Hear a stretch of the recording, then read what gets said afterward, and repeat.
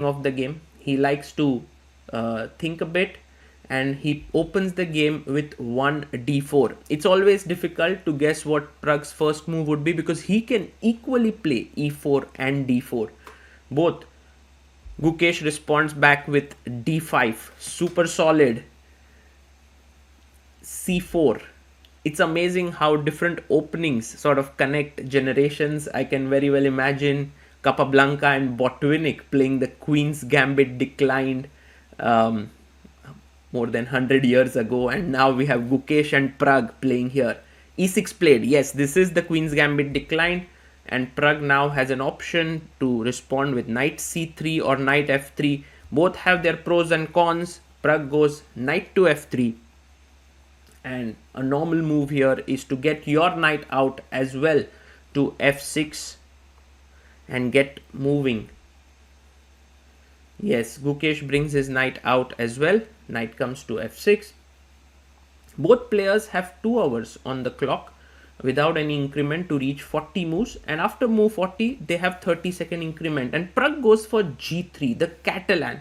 He doesn't play this opening so often, but today he wants to try it out. A check, and now the main move by far is here. So let's say if there are 100% games that have reached this position, then 90% of the games go bishop d2, but Pragg goes knight c3, and this must come as a small surprise to Gukesh because this is not very common, the knight coming there. Gukesh now quickly chops off the pawn on c4 and tells Pragg, how are you going to regain it? Because queen a4 check is met with knight c6. Pragg says, I'm not interested in regaining it for the moment, I'll just continue with my development. He plays bishop to g2. Black castles it out here. And now very likely that white will also castle it out. This is actually a pure pawn sacrifice variation that has been played here. In fact, this is somewhat like how Dubov plays in the Catalan. He always gives up the pawn on c4 and then tries to capture the center. Knight comes out, puts pressure here. For now the d4 pawn is well covered. You can't really play e4. You would love to, but then there is bishop takes, pawn takes, and you lose this pawn. That's the reason why Pragg asks a question to Gukesh. If he goes back, then white can play e4, but if he takes, white has the bishop pair then. Well, Gukesh says, I'm not interested to give up my bishop, and he goes back to e7. Does that mean that Pragg can now expand in the center? Yes, he does. e4 is on the board. Now, the engines do not like this position so much for white, but Pragg has made a practical decision. And I think it's a very, very interesting one because Gukesh loves such complex positions and Pragg is going into them. Which is interesting because Pragg could also go into some technical positions which are his strength, but he's taking on Gukesh in the phase of the game where Gukesh is strong. Bishop e3 played, and now Gukesh cements his c4 pawn. He's a pawn up, he's a clear pawn up, but look at white's development. Beautiful. Meanwhile, black hasn't developed his bishop yet, and Pragg moves his queen to e2. This is a very subtle move. The idea is to bring the rook to the center and then break in the center. Bishop comes out to b7 on the long diagonal here, and now the rook will most likely, yes, rook comes into the center of the board and you want to break through with d5. The game heats up now. Where does this knight go? Very cool move by Gukesh, making use of this slightly weakened b3 square as an outpost. The knight can be misplaced there, but it can also be pretty strong. Pragg is blitzing out his moves. He pushes his pawn to d5, and this is a bit scary because on one hand he's well prepared, he's blitzing out, while Gukesh is thinking, he's close to an hour down on the clock, slowly moving there. Pawn takes, pawn taken, and yes, if you take back with the pawn, black would be very happy to blockade it with bishop d6, but Pragg's idea is to push forward. He's pushed it forward, and now this knight cannot go to g4 maybe because bishop f4, and then I kick your knight away. So he has to go a little bit passive with knight e8, and Gukesh is now 2 pawns up, not just 1 pawn up. Pragg goes e6 and he's giving up another pawn, it seems. If you take f e6, then you are 3 pawns up actually. Knight d4 is what Pragg may want to do. Gukesh this time thinks hard and plays f5, and now I think he has brought Pragg out of theory. So Pragg is started to think, and this is not great news for Gukesh because he didn't play the best move, otherwise Pragg would have been prepared. Knight e5 played. The idea is to go knight d7 to trap the rook on f8, and so Gukesh brings his knight to f6, controlling that square. Now d5 is weak, but for the time being it's protected. e6 pawn is weak but also a strength. We'll have to wait and watch. Queen c2. I really like this move by Pragg because if g6 to support f5, bishop h6 and the dark squares start to get weak. The engine likes to give up an exchange, but Gukesh says I'll play c6, and what he does is he gives up this pawn but bolsters this some kind of a diamond like structure on the queen side.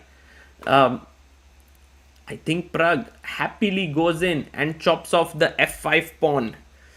Interesting moment of the game now. What will Gukesh do is the question. He has to think about his knight. His bishop is slightly awkward there. The pawn on e6 is gaining momentum, but the f-file has opened up. He goes queen e8, and I like this move overall. It controls c6 so that later the bishop can move. Queen may pop out here on h5 if needed, and also comes out of this pin here. Knight f7 played by Pragg. That knight is slightly weirdly positioned there, but I think the main point is, of course, to keep the knight hanging around here. There could be some checks. d6 square is controlled. How does Gukesh continue? He goes bishop c8 and he tells Pragg this is a weak pawn here. By the way, Gukesh could have also sacrificed an exchange and gone here, which was pretty good compensation, but bishop c8 played, and Pragg brings his last piece into the game, rook f to e1.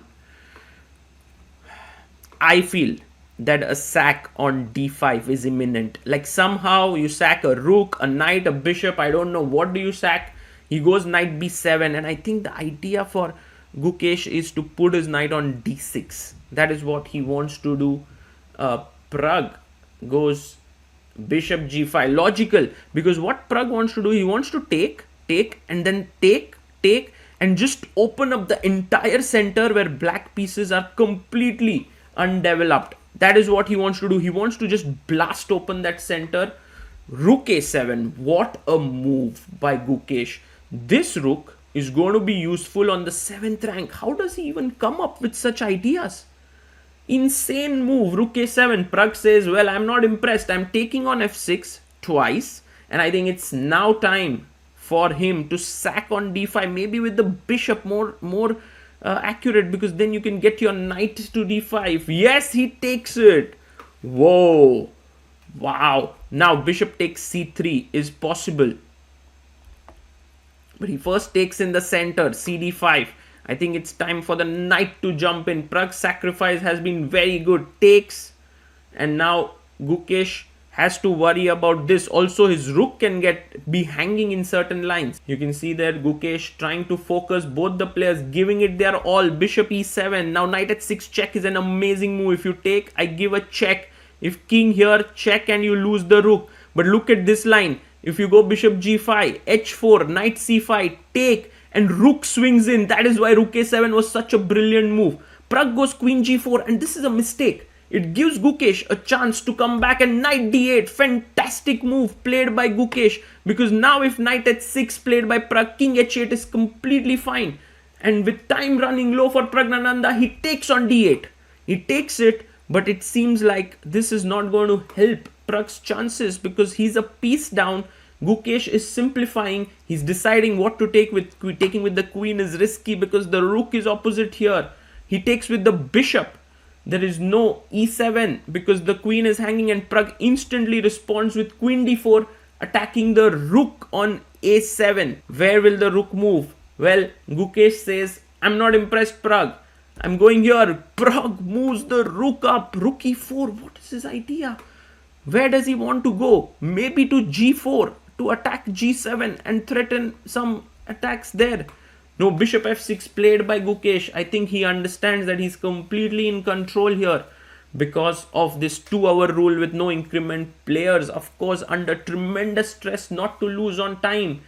Pragg now, he plays his queen to e3. He moves his queen back, but Gukesh has many moves at his disposal. He just comes back and blocks this pawn. This is a fantastic move. Now all that he has to do is activate the bishop, then the queen.